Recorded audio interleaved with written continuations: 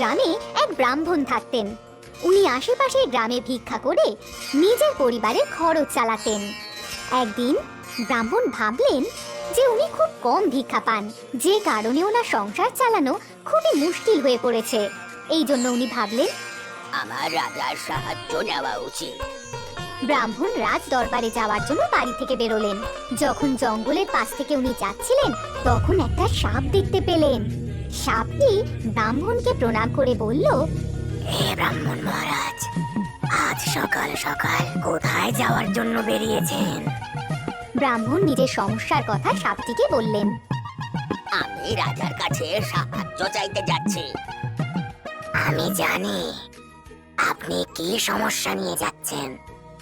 আপনার বাড়িতে এই সময় খুব অভাব অনটন চলছে, এই জন্য রাজার কাছ থেকে সাহায্য নিতে যাচ্ছেন। সাপ, তুমি তো দেখছি সবই জানো। হ্যাঁ ব্রাহ্মণ, আমি এক জাদু সাপ, আর ভবিষ্যৎবাণী করতে পারি যে পরে কি হতে চলেছে। কিরকম ভবিষ্যৎবাণী?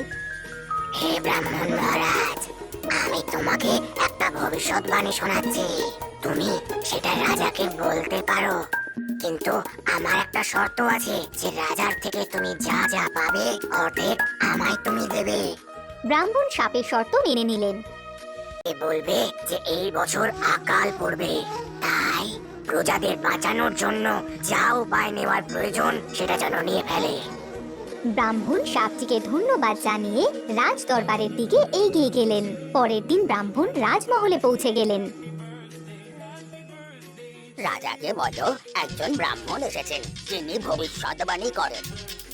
রাজা মশাই ব্রাহ্মণকে রাজ দরবারের দিকে জিজ্ঞেস করলেন, বলো, তুমি ভবিষ্যতের ব্যাপারে কি জানো? ব্রাহ্মণ সাপের বলা ভবিষ্যৎবাণী রাজাকে বলে দিলেন। রাজা মশাই ভবিষ্যৎবাণী শুনে কিছু অর্থ দিয়ে ব্রাহ্মণকে বিদায় জানালেন। ফিরে আসার সময় ব্রাহ্মণ ভাবলেন, যদি সাপকে অর্ধেক ধন দিয়ে দিই তাহলে আমার ধন তো তাড়াতাড়ি শেষ হয়ে যাবে। এই জন্য ব্রাহ্মণ অন্য রাস্তা দিয়ে নিজের গ্রামে চলে গেলেন। ভবিষ্যৎবাণী অনুসারে খুব বড় আকাল পড়ল, কিন্তু রাজা যেহেতু আগেই জানতেন তাই সব কিছু ব্যবস্থা করে রেখেছিলেন। এই জন্য প্রজারা কোনো সমস্যার মুখে পড়ল না। 1 বছর কেটে গেল। ব্রাহ্মণের অর্থ ধীরে ধীরে শেষ হতে লাগলো, আর ব্রাহ্মণ আবার রাজার কাছে সাহায্য চাওয়ার জন্য বেরিয়ে পড়লেন। রাস্তায় উনি আবার সাপটিকে দেখতে পেলেন। অভিনন্দন জানিয়ে সাপটি ব্রাহ্মণকে বলল, অর্ধেক অংশ দেওয়ার শর্তে আমি তোমায় একটা ভবিষ্যৎবাণী শোনাবো। তুমি আমার ভবিষ্যৎবাণী রাজাকে গিয়ে বলতে পারো। রাজাকে বলবে যে এই বছর ভয়ঙ্কর যুদ্ধ হবে, যা প্রস্তুতি নেওয়ার নিয়ে ফেলো। অর্ধেক অর্থ দেওয়ার কথা দিয়ে সাপের কাছ থেকে বিদায় নিয়ে ব্রাহ্মণ রাজ দরবারে গেলেন। রাজা সম্পূর্ণ সম্মানের সাথে ব্রাহ্মণকে স্বাগত জানালেন আর আরো একটা ভবিষ্যৎবাণী করার জন্য বললেন, মহারাজ, এবছর খুব ভয়ঙ্কর একটা যুদ্ধ হবে, আপনি যা যা প্রস্তুতি নিতে চান এখনই তা নিয়ে নিন। এবারে রাজা ব্রাহ্মণকে আগের বারের থেকেও বেশি অর্থ দিয়ে বিদায় জানালেন। রাস্তায় আসার পরে ব্রাহ্মণ আবার ভাবলেন, যদি সাপ দেখতে পায় তাহলে অর্ধেক ধন চাইবে। এত ধনের অর্ধেক ওকে আমি কেন দেব? বরং আমি ওকে লাঠি দিয়ে মেরে মেরে ফেলি।